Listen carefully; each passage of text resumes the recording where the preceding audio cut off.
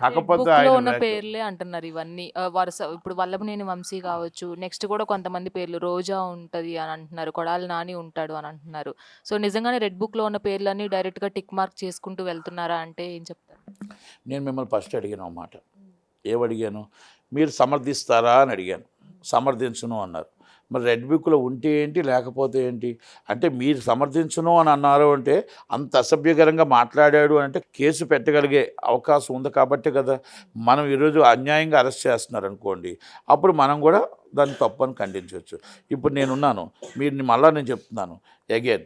నేనెప్పుడు ఎవరిని కూడా కించపరచడం కానీ, నేను కాదు చాలామంది ఉన్నారు. అలా కించపరిచి మాట్లాడిన కొంతమంది ఉన్నారు. అంటే ఫ్యామిలీ జోలికి వెళ్ళకూడదు. ఆ రోజు మాట్లాడుతున్నప్పుడు రేణు దేశాయ్ గారు కన్నీళ్ళు పెట్టుకొని నన్ను లాగొద్దు, నాకు రాజకీయాలకి నాకు ఏం సంబంధం, మీరు చూసుకోండి అని కన్నీరు పెడుతున్నప్పుడు బాధపడలేదా? అంజనమ్మ గారు మాట్లాడుతున్నప్పుడు వాళ్ళు మొత్తం ఫ్యాన్స్ ఎంత కన్నీరు పెట్టుకున్నారు, వాళ్ళ పిల్లలు ఎంత బాధపడ్డారు. మేము అనవసరంగా రాజకీయాల్లోకి వచ్చామే, మా తల్లిని ఎందుకు మాట అనిపిస్తున్నామని బాధ అనిపించిందిగా చిరంజీవి గారికి, పవన్ కళ్యాణ్ గారికి అనిపించదా? మళ్ళీ అలాగే పవన్ కళ్యాణ్ గారి కూతురిని కూడా అన్నారు కదా, అంటే ఇది తప్పు కదా? మరి ఆ రోజు జగన్మోహన్ రెడ్డి గారికి కనబడలేదా? ఈరోజు ఆయన అరెస్ట్ చేసినది మీరు ఖండించారు, మంచిదే. కానీ ఆ రోజు ఆయన మాట్లాడిన మాటలకు మీరు ఖండించుంటే, ఆయన మాట్లాడిన మాటలకు మీరు తప్పుపట్టి ఉంటే ఈరోజు ఇంతదాకా వచ్చేదా?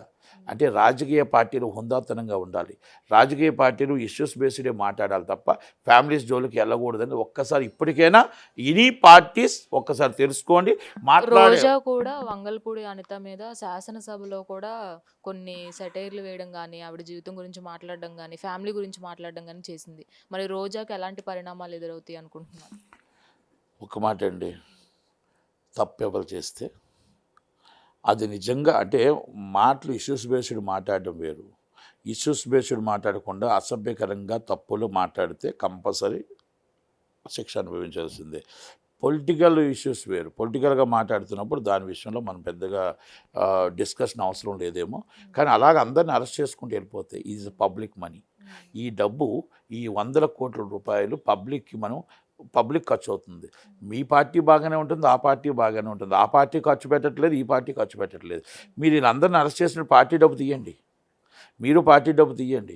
అంతే తప్ప ఈ పబ్లిక్ మనీని మీరు మొత్తం 100 మంది పోలీసులను పెడుతున్నారు. ఈ డబ్బు అంతా మొత్తం పబ్లిక్ మనీ వెళ్ళిపోతుంటే మీరు అరెస్ట్ చేసుకుంటే అందరిని వెళ్ళిపోతే వాళ్ళు ఆలోచన అందరిని అరెస్ట్ చేసుకుంటూ వస్తారు.